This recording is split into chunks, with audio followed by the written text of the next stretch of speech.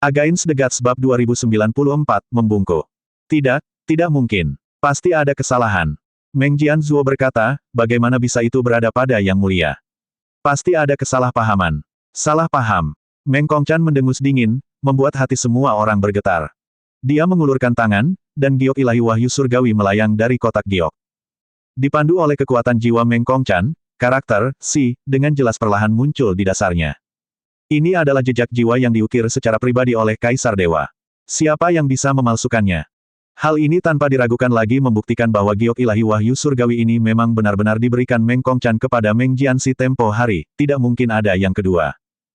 Oh, Yun Ce tiba-tiba tersadar, jadi ternyata anak Dewa Jianxi dan putra Jianzuo telah bekerja sama untuk menggelar sandiwara besar, menjaga harta karun sambil menuduh saya mencurinya. Sandiwara yang sangat buruk, namun telah menimbulkan kehebohan di kota, bahkan menarik perhatian Master Aula Besar dan 9 penguasa mimpi. Sungguh membuka mataku dan membuatku terkagum-kagum. 9 penguasa mimpi saling bertukar pandang, mereka melihat ekspresi terkejut dan bingung yang tumpang tindih di wajah masing-masing. Meng Jianxi memaksa dirinya untuk tenang, menatap langsung ke mata Meng Kongchan, dan berbicara dengan sungguh-sungguh, "Ayah, sejak aku menerima giok ilahi wahyu surgawi darimu, aku hampir menyerah pada keinginan untuk menggunakannya sebelum waktunya beberapa kali.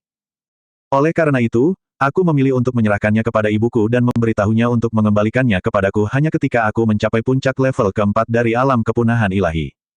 Jadi selama ini, giok ilahi wahyu surgawi ini tidak pernah berada di sisiku. Mengenai mengapa ia berada di tangan Jianzuo, aku tidak tahu. Kemunculannya yang tiba-tiba di kediamanku bahkan lebih. Dia ingin mengatakan bahwa itu sama sekali tidak mungkin. Namun, karena ini ditemukan oleh Meng Kongchan melalui jejak jiwa, bagaimana mungkin itu salah? Bagaimana dia bisa mempertanyakannya? Untuk pertama kalinya dalam hidupnya, dia benar-benar mengerti apa artinya kehilangan kata-kata. Dia hanya bisa bersumpah atas nama anak dewa, ayah, dewa mimpi yang terhormat, meskipun Jianxi memiliki banyak kekurangan, saya selalu menjunjung tinggi gelar, anak dewa, sebagai kehormatan tertinggi selama bertahun-tahun. Saya tidak akan pernah berani melakukan apapun untuk mencoreng nama ini, apalagi menggunakan cara tercela seperti itu terhadap saudara Yuan. Oleh karena itu, aku meminta ayah dan para penguasa mimpi yang terhormat untuk melihat dengan jelas, Jianxi, benar-benar tidak tahu apa-apa tentang masalah ini. Tepat sekali. Meng Changji segera angkat bicara, tetapi nadanya tidak lagi yakin dan percaya diri seperti sebelumnya, Yang Mulia, Jianxi adalah anak dewa yang Anda tunjuk. Tidak ada yang lebih memahami karakter dan perilakunya daripada Anda.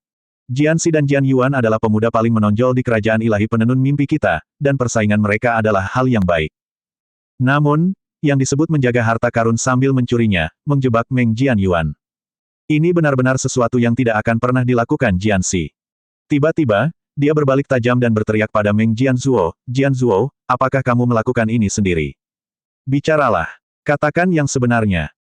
Sebelumnya, Meng Jianzuo telah menyampaikan pesan kepadanya, menegaskan bahwa dia benar-benar yakin bahwa Meng Jian Yuan telah mencuri giok ilahi wahyu surgawi, yang telah membuatnya datang dengan kekuatan penuh, berpikir dia dapat membalikkan keadaan untuk Meng Jianxi.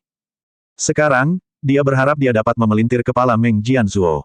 Perkembangan situasi yang aneh hampir menghancurkan pikiran Meng Jianzuo. Dia ingin tahu apa yang sebenarnya terjadi lebih dari siapapun. Di bawah raungan marah Meng Changji, seluruh tubuhnya gemetar dan hanya bisa dengan putus asa mendorong semuanya ke Yun Ce, ini tidak ada hubungannya dengan anak dewa Jianxi. Meng Jian Yuan benar-benar mencuri giok ilahi wahyu surgawi, sungguh, ayah, kau harus percaya padaku. Jika aku mengucapkan sedikit kebohongan, biarkan aku selamanya dilahap oleh debu jurang. Dia jelas-jelas melihat Yun Ce membawa giok ilahi wahyu surgawi dan pergi dengan tergesa-gesa. Semuanya sudah menjadi kesimpulan yang pasti. Bahkan jika dia memeras otaknya, bahkan jika itu adalah dewa tanpa mimpi sendiri yang berbicara, dia masih tidak percaya mengapa giok ilahi wahyu surgawi akan muncul di kediaman anak dewa Jianxi. Untuk membuktikan ketidakbersalahannya, dia tidak ragu untuk meneriakkan sumpah yang kejam itu. Kemudian, seolah-olah pikirannya yang kacau telah menangkap sesuatu, dia berteriak, itu pasti Meng Jian Yuan. Dia pasti telah mencuri giok ilahi wahyu surgawi dan diam-diam meletakkannya di kediaman anak dewa Jianxi. Pasti seperti ini. Meng Kongchan meliriknya ke samping dan berkata dengan suara rendah, "Shou Yuan." Sosok Meng Shou Yuan diam-diam mendekat dan membungkuk di samping Meng Kongchan. Meng Kongchan bertanya dengan acuh tak acuh, "Katakan padaku, setelah Yuaner meninggalkan kediaman Jianzuo, apakah dia pergi ke tempat lain?" Meng Shou Yuan menjawab dengan nada datar, "Setelah Tuan Muda meninggalkan istana hari ini, dia pergi ke paviliun penenun mimpi tempat yang mulia dewa tinggal. Kemudian, dia menerima undangan Pangeran Jianzuo dan memasuki kediamannya. Dia pergi setengah jam, dan kemudian kembali langsung ke Istana Anak Dewa untuk beristirahat di kamarnya sampai dia merasa terganggu. Meng Jianzuo sekali lagi tercengang. Lai Seng. Meng Kongchan memanggil lagi. Lu Lai Seng segera melangkah maju dan membungkuk. Setelah Yuaner kembali ke istana, apakah dia tidak pergi sama sekali? Lu Lai Seng menjawab tanpa ragu, menjawab pertanyaan dewa, Tuan Muda telah beristirahat di kamarnya sejak kembali dan tidak melangkah sedikit pun. Semua pengawal, manajer, dan pelayan di istana dapat bersaksi tentang hal ini. Dia melirik Meng Jianzuo sekilas dan menambahkan, jika Yang Mulia, penguasa aula mimpi, dan anak Dewa Jianxi masih ragu, Anda dapat memilih pengawal atau pelayan manapun untuk menjalani mimpi jatuh. Pada titik ini, tidak diperlukan lagi mimpi jatuh. Meng Kongchan menatap Meng Jianzuo yang kebingungan, Jianzuo, Jianxi, katakan padaku, jika Yuaner benar-benar mengambil giok ilahi wahyu surgawi ini, bagaimana mungkin dia bisa diam-diam menaruhnya di kediaman Jianxi sementara dia berada di kamarnya sendiri? Meng Jianxi tidak dapat menjawab. Tubuh Meng Jianzuo perlahan melunak seperti tumpukan lumpur, setengah ambruk di sana. Tatapannya kosong dan cekung, bergumam berulang kali, tidak mungkin, tidak mungkin. Berdasarkan langkah-langkah dan fakta-fakta tertentu, dia telah mengikuti perintah Meng Xuanjue untuk meningkatkan masalah tersebut ke tingkat tertinggi, semuanya demi mengembalikan muka Meng Jianxi yang hilang di hadapan banyak orang. Namun sekarang, di bawah situasi yang begitu hebat, apa yang disajikan dengan jelas adalah bahwa dia dan Meng Jianxi telah bersekongkol untuk menjebak Meng Jianyuan, dan buktinya sangat tidak dapat disangkal, semua perkataan yang diucapkannya tadi, semua bukti yang diajukannya, malah menjadi bukti yang tak terbantahkan atas kesalahannya. Jianzuo, ini memang bukti yang kuat, Meng Chaoyang berkata dengan ringan, untuk menjebak anak Dewa Yuan di hadapan Yang Mulia dan kami, aku tidak pernah tahu kau memiliki keberanian sebesar itu. Dia melirik Meng Jianxi, anak Dewa Jianxi, karena dia adalah orangmu, kamu seharusnya tahu bagaimana menghadapi ini. Sebaiknya kamu tidak ada hubungannya dengan masalah ini. Meng Jianxi perlahan menutup matanya, suaranya terdengar sedih, giok ilahi wahyu surgawi berasal dari tanganku, dan ditemukan di kediamanku. Aku tahu bahwa aku tidak bisa lepas dari tanggung jawab atas masalah hari ini. Aku meminta ayah, saudara Yuan, dan para penguasa mimpi yang terhormat untuk memberi Jianxi waktu. Aku pasti akan menyelidiki semua hal tentang masalah ini. Jika aku tidak bisa, aku akan menerima hukuman apapun. Meng Kongchan berbalik dan berkata dengan sungguh-sungguh, sebagai penguasa istana impian, Anda benar-benar datang ke sini secara pribadi untuk masalah sepele seperti itu. Kalian semua benar-benar menjadi lebih ambisius. 9 penguasa mimpi menundukkan kepala mereka serempak. Melibatkan perselisihan anak Dewa Jianxi dan anak Dewa Yuan selama periode yang sensitif seperti itu, bagaimana mungkin mereka tidak datang sendiri untuk mengamati? Dan kali ini, tentu saja kedatangannya tidak sia-sia. Tumpukan kristal jurang yang diperlihatkan Meng Jianyuan saja telah mengguncang jiwa mereka sampai-sampai mereka belum bisa tenang, membuat mereka semua menyadari bahwa betapapun tingginya mereka sebelumnya memperkirakannya, mereka telah sepenuhnya meremehkan Meng Jianyuan. Semuanya, mundurlah. Meng Kongchan memberi perintah, masalah ini bukan urusanmu, istana impian. Para penguasa mimpi menanggapi satu persatu dan kemudian semuanya pergi, termasuk Meng Changji. Namun, sebelum pergi, tatapan yang mereka berikan pada Meng Jianxi dan Meng Jianyuan jelas-jelas rumit. Saat para penguasa mimpi pergi, Meng Jianxi tiba-tiba melangkah maju dan berlutut dengan berat di tanah. Ayah, masalah hari ini benar-benar tidak ada hubungannya denganku. Aku tahu. Meng Kongchan menjawab dengan dingin. Meng Jianxi tiba-tiba mengangkat kepalanya, tetapi tidak ada sedikit pun kegembiraan di hatinya. Karena tatapan Meng Kongchan kepadanya jauh lebih menakutkan daripada kemarahan. Itu adalah kekecewaan. Tahukah kamu mengapa kamu tidak melakukan apapun namun malah mengalami kekalahan total? Meng Kongchan menatapnya, mengendalikan bawahan adalah keterampilan yang diperlukan bagi mereka yang berkuasa, tetapi itu juga merupakan pedang bermata dua. Kamu terlalu mempercayai Jianzuo, membiarkannya mengembangkan pendapatnya sendiri secara bertahap. Kamu terlalu bergantung pada keluarga ibumu, dan dengan demikian kamu terikat oleh mereka. Apakah kamu benar-benar tidak menyadari siapa yang mengatur kejadian hari ini? Wajah Meng Jianxi berangsur-angsur memucat, tetapi apapun yang terjadi, dia tidak sanggup mengucapkan nama itu. Memang kamu tidak melakukan apa-apa, tetapi masalah ini muncul karena kamu, untuk kamu, jadi kamu tidak bisa lepas dari tanggung jawab. Meng Kongchan menggerakkan jarinya, dan giok ilahi wahyu surgawi yang awalnya milik Meng Jianxi perlahan melayang ke arah Yun Ce. Saat mendarat di tangan Yun Ce, bahkan jejak jiwa karakter, Si pun terhapus sepenuhnya. Giok ilahi wahyu surgawi ini akan diberikan kepada Yuaner sebagai kompensasi. Apakah Anda keberatan? Meskipun itu hanyalah sebuah pertanyaan, setelah kata-kata sang dewa diucapkan, tidak ada kemungkinan untuk berubah. Wajah Meng Jianxi berubah pucat, tetapi dia masih memaksakan sikap tenang. Ajaran ayah, akan kuingat dalam hatiku. Jika giok ilahi wahyu surgawi ini dapat meringankan keluhan yang diderita saudara Yuan, aku bersedia. Kalau begitu baguslah. Meng Kongqan menjawab, lalu mengangguk pelan ke arah Yun Ce, tidak melirik sekilas ke arah Meng Jianzuo yang sedang terkulai, lalu berbalik untuk pergi. Pada saat itu, Yun Ce mendengar transmisi suara dari Meng Kongqan, Yuaner, bagaimana kamu melakukannya? Memang, itu tidak bisa lepas dari pandangan yang mulia dewa. Yun Ce tidak malu dan menjawab dengan samar, itu hanya sedikit tipu daya spasial. Meng Kongqan berkata, di kediaman Jianxi, ada banyak penjaga yang kuat, salah satunya tidak kalah dengan Zhou Yuan. Tipu daya spasial macam apa yang mungkin bisa menghindari indera spiritual mereka tanpa cacat? Sepertinya Anda telah menyembunyikan cukup banyak kartu truf. Campur tangan tiba-tiba bibimu, kurasa, juga untuk mencegahmu memperlihatkan batas kekuatanmu yang paling tinggi, bagus sekali. Perkataannya tidak mengandung rasa menyalahkan, tetapi malah merasa lega. Tepat saat Yun Ce hendak berbicara, Meng Kongqan tampaknya tidak membutuhkannya untuk membuka mulutnya dan melanjutkan, fakta bahwa kamu menunjukkan sejumlah besar kristal Yuan yang eksotis hari ini telah sangat mengejutkan Meng Changji dan 9 penguasa mimpi. Dan itu pasti akan memengaruhi kecenderungan mereka hingga tingkat yang besar. Itu sudah cukup. Sembunyikan kartu truf lainnya, jangan ungkapkan, termasuk kepadaku. Saat sosok Meng Kongqan menghilang, Yun Ce merasakan ada sesuatu yang mengganjal di hatinya. Dia sudah menyiapkan tanggapan yang cukup untuk mengatasinya, tetapi Meng Kongqan tidak melanjutkan masalah ini. Tidak mengejar tentu saja merupakan toleransi dan kepercayaan yang besar. Saat Meng Kongqan dan para penguasa mimpi pergi, tekanan tak kasat mata yang memenuhi ruang itu perlahan menghilang.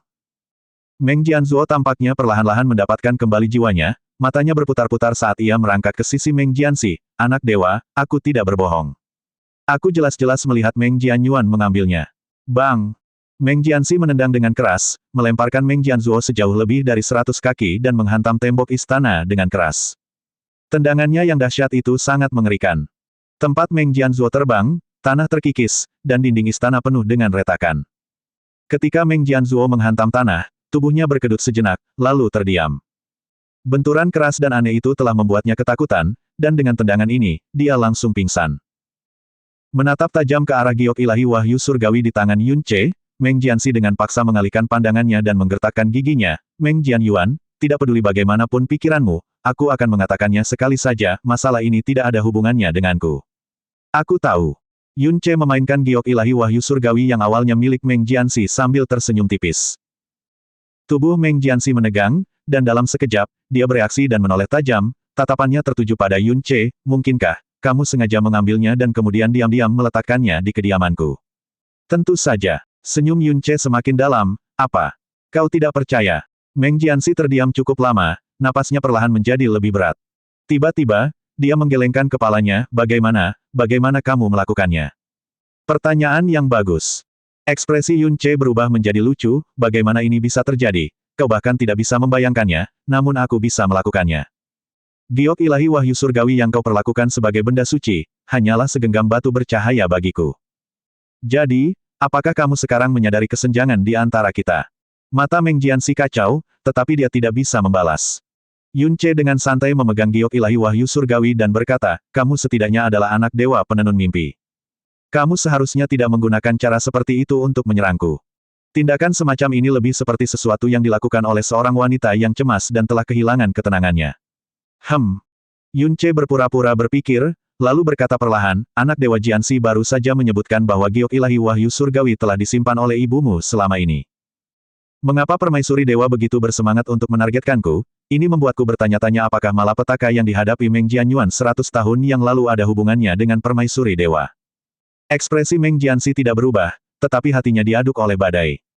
Yun Ce melirik Meng Jianxi dan tiba-tiba terkekeh, orang normal, saat mendengar ibunya difitnah seperti ini, secara naluriah akan bereaksi dengan marah, namun anak dewa Jianxi berpura-pura begitu tenang.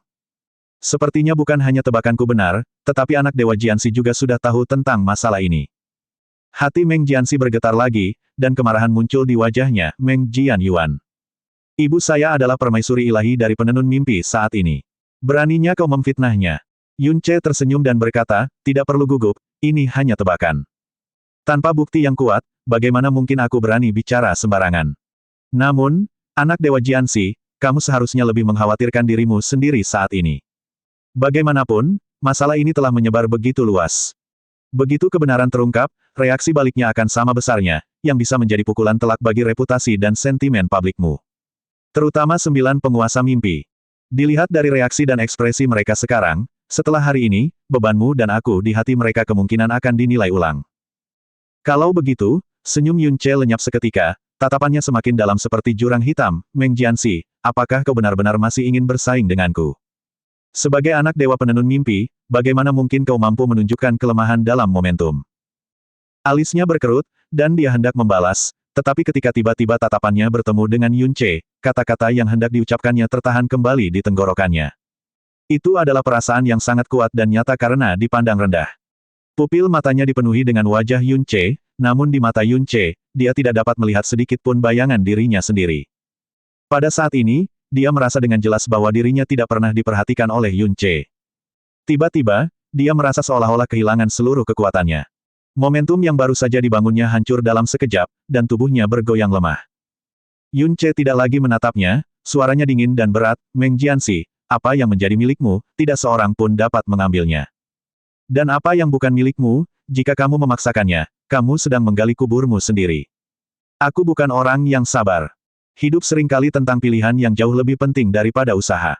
Dengan semua yang kamu miliki, buatlah pilihan yang tepat, dan di masa depan, di kerajaan ilahi penenun mimpi, kamu bisa menjadi orang kedua di bawahku. Tetapi jika kamu menganggap dirimu sombong, pantang menyerah, dan bertekad untuk berjuang, aku akan mengagumimu, dan kemudian aku akan menghancurkanmu, lalu menginjak-injakmu ke dalam lumpur yang darinya kau tidak akan pernah bisa bangkit, menjadi tulang keras yang membusuk selamanya, dan diinjak-injak oleh semua orang. Meng Jianxi menatap wajah Yun Ce, bibirnya bergetar tak terkendali. Kata-kata itu seharusnya menjadi ancaman.